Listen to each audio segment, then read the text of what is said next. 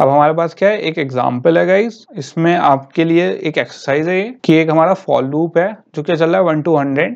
इसमें आपको बताना है सिंटैक्स एरर है, रन टाइम एरर है या बग है या फिर कुछ भी नहीं है इन तीनों में से। तो गाइज ये क्या है, हमारा एक बग है। ऐसा क्यों, ये बग क्यों है? क्योंकि आप देखो सिंटैक्स एरर तो नहीं है इसमें, वैसी तो कोई गलती नहीं हो रही कि सारी हमारी इंटीजर भी करा है, लूप भी सही चल रहा है, प्रिंट भी हो रहा है, राइट। रन टाइम भी नहीं है इसमें कुछ। बग क्यों है?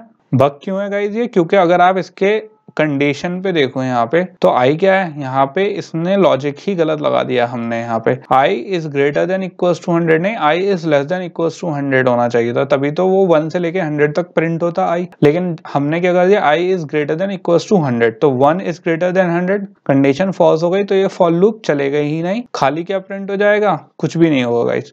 तो हमारा क्या हो गया, बग हो गया, क्योंकि जब कोई प्रिंट ही नहीं हुआ है, जो हमारी इंटेंट थी, हमारा जो एक्सपेक्टेशन थी वही नहीं हुआ, तो बेसिकली क्या हो गया गाइस, ये बग हो गया है। तो गाइस सारे डेवलपर्स के लिए सबसे जो प्रॉब्लमेटिक बात होती है वो क्या होती है, बग्स ही होते हैं। कि जो बग्स हमारे आते हैं उनको हैंडल करना और कैसे उन्हें रिजॉल्व करें हम, वो बहुत इंपॉर्टेंट है गाइस। तो इंटेलिजे में एक बहुत स्मार्ट फीचर है हमारा, जो डीबगिंग के लिए हम यूज कर सकते हैं अपने, और यूज करते हैं। क्योंकि गाइस अभी तो हमारे जो प्रोग्राम्स हैं हमने छोटे लिखे हैं, जब प्रोग्राम्स बड़े हो जाते हैं तो हमें नहीं पता चलता कि एरर कहाँ आ रही है। तो उसके लिए हम क्या यूज करते हैं, डीबगर यूज करते हैं, किसका, इंटेलिजे का गाइस। तो यहाँ पे गाइस हमने एक क्या ले लिया, पुराना एग्जांपल जो बिल्कुल हमने स्टार्टिंग जब कोर्स स्टार्ट करा था जावा का, तो आपको अगर याद होगा तो मैंने क्या यूज करा था, एक स्टॉप्स एंड फेयर का बस का एक एग्जांपल लिया था। तो उसी एग्जांपल से गाइस क्या देख लेते हैं, अपना डीबगिंग का वो देख लेते हैं, राइट। तो ये हमारा क्या है, मेन प्रोग्राम है। तो बेसिकली हमें क्या है, एक बार रन करा के देख लेते हैं कि इसमें हमारा आउटपुट क्या आ रहा है, और बेसिकली इसमें हमें कैसे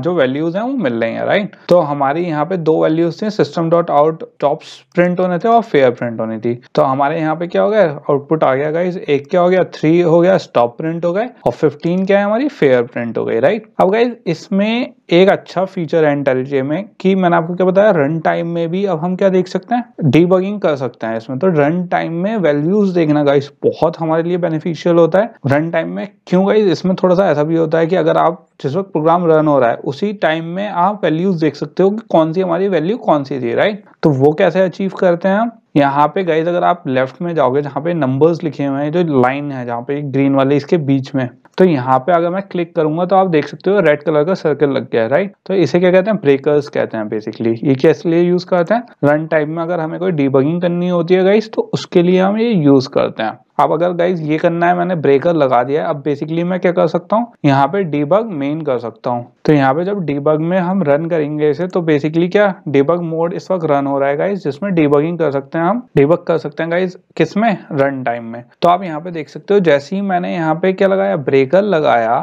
तो यहाँ पे आप देखो स्टॉप की वैल्यू क्या आ गई, जहां पे ब्रेकर लगाया था स्टॉप की वैल्यू आ गई 0, और किसकी आ गई, उसकी भी वैल्यू आ गई हमारे पास, फेयर की। तो यहाँ पे हमारे पास हर चीज की वैल्यू आ गई जहां तक मैंने ब्रेकर लगाया। स्टॉप की यहाँ पे वैल्यू आ गई 0, फेयर की यहाँ पे इसने बता दी कि यहाँ पे वैल्यू क्या है 0, फेयर की हमने यहाँ पे वैल्यू इनिशियलाइज कर दी थी, वो भी 0 है। फिर यहाँ पे स्टॉप्स पे जब वैल्यू इंक्रीज हुई 1 से, तो क्या है इस वक्त वैल्यू 0 है इसकी। तो गाइज इसने यहाँ पे ईच टाइम ईच लाइन में कि कौन सी लाइन में कहाँ क्या अपडेट हो रहा है वो हमें बता रहा है। अब जैसे मुझे नेक्स्ट लाइन का देखना है कि नेक्स्ट लाइन में क्या अपडेट हुआ है, तो यहाँ पे आपका, अगर आप यहाँ पे देखोगे तो स्टेप ओवर करके फंक्शन है। तो सिंपल जब मैं ऐसे क्लिक करूंगा तो हमारा जो ब्रेकर होगा वो नेक्स्ट लाइन पे जंप हो जाएगा। तो उसमें फेयर क्या आ गया 0, अभी क्या है इसकी वैल्यू 0। लेकिन आप यहाँ पे देखना, अभी यहाँ पे हमारी स्टॉप की वैल्यू क्या थी 0, अब क्या हो चुकी है स्टॉप की वैल्यू 1। तो गाइस जहां पे वैल्यू, और अभी हमारी फेयर की वैल्यू क्या थी गाइस 0 थी, राइट। जैसे ही मैंने नेक्स्ट लाइन रन करी तो फौरन उसकी वैल्यू अपडेट क्या हो गई 5। तो गाइस इसमें हम ये देख सकते हैं कैसे रन टाइम में वैल्यू इनिशियलाइज होती हैं और कैसे वो क्या करती हैं, कैसे वर्क करती हैं, कैसे कब अपडेट हो रही है। तो इससे हम रन टाइम को रोक के बेसिकली क्या देख रहे हैं, अपनी एरर्स देख सकते हैं गाइस। और जरूरी नहीं है हमें अगर हमें डायरेक्ट यहाँ पे देखना है, अब बीच की लाइन नहीं देखनी, तो हम जंप ओवर भी कर सकते हैं किसके थ्रू, रिज्यूम प्लेइंग है। तो मैं सिंपल क्या कर सकता हूँ, रिज्यूम प्लेइंग कर सकता हूँ, और जैसे ही मैंने यहाँ पे रिज्यूम प्रोग्राम करा तो मेरा इस वाले ब्रेकर से डायरेक्ट जंप होके किस वाले ब्रेकर पे आ गया, इस वाले ब्रेकर पे, और यहाँ पे मुझे वैल्यू क्या दे दी, 2 दे दी। फिर आप उसके बाद क्या कर सकते हो, नेक्स्ट भी कर सकते हो, नहीं रन करनी, और इसने मुझे पूरी दे दी, फाइनल वैल्यू भी दिखा दी हमारे स्टॉप की कितनी है, 3 और 15, राइट। यहाँ पे हमारा ब्रेक हो गया, यहाँ पे खत्म हो गया, और यहाँ पे हमारे सारे वेरिएबल खत्म हो चुके हैं। तो गाइज ये क्या होता है, एक प्रोसेस होता है बेसिकली किसमें, अगर हमें रन टाइम में ऐसे देखनी है। इसके एक और एग्जांपल देख लेते हैं। अब गाइस इसमें एक और जो हमारा बड़ी इंटरेस्टिंग डिबग, एक तो हमने रन टाइम को वाला देख लिया, एक हम इसका भी देख लेते हैं।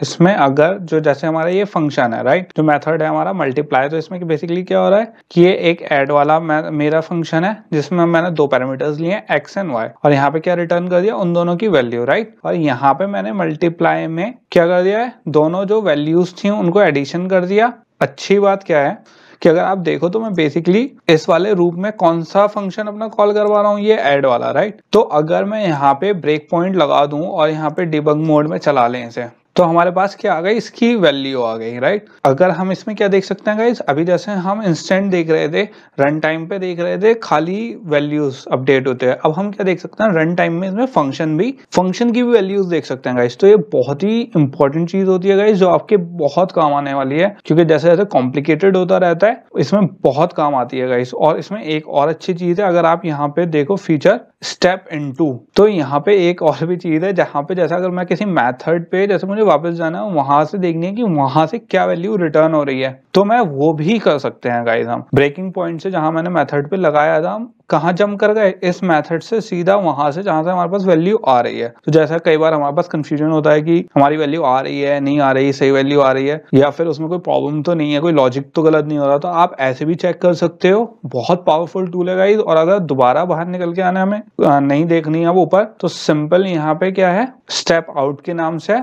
तो यहाँ पे सिंपल मैं स्टेप आउट कर दूंगा तो मेरा दोबारा से क्या आ जाएगा, बाहर आ जाएगा, स्टेप आउट कर जाएगा उस वाले फंक्शन से। ये वाले जो टूल्स होते हैं बहुत पावरफुल होते हैं, एंड हमें इसकी जरूरत बहुत पड़ती है गाइस, क्योंकि एरर्स गाइस एक कोडिंग का बहुत इंपॉर्टेंट पार्ट होता है। क्योंकि अगर आप कोडर हो एक, तो I think 50 to 60% time actually आपके कोड में जो एरर आते हैं उसको निकालने में ही लगता है। और अगर आपके पास जो पावरफुल टूल्स गिवन है एक एनवायरनमेंट में, अगर आप उसका यूज करना नहीं जानते गाइस, या फिर आप नहीं यूज कर रहे हो, तो आपको बहुत टाइम लग सकता है। और इन टूल्स से के एप्लीकेशन से और कैसे डिबगिंग कर सकते हैं, तो गाइज आपका बहुत टाइम सेव होगा इन फ्यूचर और बहुत हेल्प मिलेगी आपको। तो ये वाला पार्ट गाइज हमारा यहीं पे खत्म हो चुका है। अब किस पे चलते हैं, अपने सेकंड वाले पार्ट पे, जिसमें हम किसमें ओप्स के कॉन्सेप्ट समझेंगे और उसमें देखेंगे क्लासेस एंड बाकी सब डिटेल में पढ़ेंगे गाइज। सो गाइस अब हम शुरू कर रहे हैं अपनी ऑब्जेक्ट ओरिएंटेड प्रोग्रामिंग, जिसमें जावा में। एंड एक और इम्पॉर्टेंट बात गाइस, जिन लोगों ने जैसे पिछली बार हमने इंटेलिजेंस इंस्टॉल किया था, राइट, और उस पर कैसे प्रोग्राम रन करा था अपना देखा था उस पर। बट गाइस अगर किसी के पास एक्चुअली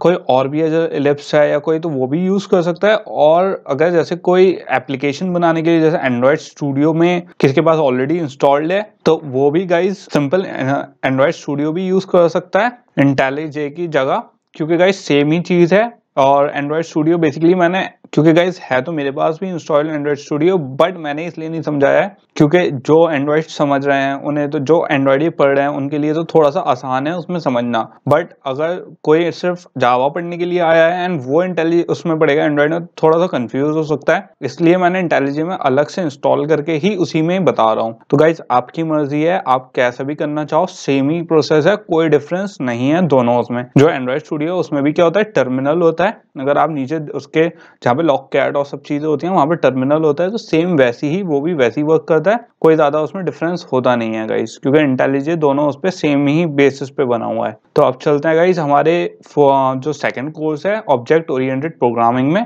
इसमें हम ऑब्जेक्ट, क्लासेस, इनहेरिटेंस और चीजें समझेंगे। तो देख लेते हैं इसके जो कोर्स है उसका क्या रोड मैप क्या होगा और हम उसमें कैसे प्रोसीड करेंगे गाइस। तो गाइस सबसे पहले जो हम प्रोसीड करेंगे इसमें किससे करेंगे, वर्ल्ड ऑफ ऑब्जेक्ट से, कि इसमें ऑब्जेक्ट कैसे क्रिएट करते हैं और ऑब्जेक्ट्स हम यूज करते क्यों हैं और कैसे करते हैं। तो पहले हम ये समझेंगे गाइस। उसके बाद हमारा जो सेकंड है वो है यूजर इंटरेक्शन, कि स्ट्रिंग के थ्रू या कैसे हम यूजर इनपुट दे सकते हैं स्ट्रिंग या फिर कोई एल्गोरिथम या फिर कोई अरिथमेटिक ऑपरेशन करके, तो कैसे उसमें यूजर इंटरेक्शन हम ऐड करेंगे अपने प्रोग्राम्स में, वो देखेंगे गाइस। फिर उसके बाद एक प्रोजेक्ट देखेंगे छोटा सा, और उसमें देखेंगे, क्योंकि गाइस जब तक हम ऑब्जेक्ट एंड यूजर इंटरेक्शन वाले पार्ट को डन कर लेंगे तो आप केपेबल हो जाओगे उस टाइम तक कि आप इस प्रोजेक्ट को पूरे खुद कर सको। उसके बाद हम देखेंगे इनहेरिटेंस की इनहेरिटेंस हम यूज क्यों करते हैं, उसकी कैसे प्रॉपर्टीज इनहेरिट करते हैं और उससे हमें बेनिफिट क्या होता है गाइस। और हमारा लास्ट क्या है, कलेक्शंस है। कलेक्शंस में देखेंगे गाइस बेसिकली कि कैसे हम यूज करते हैं कलेक्शंस और बेसिकली होता क्या है, राइट।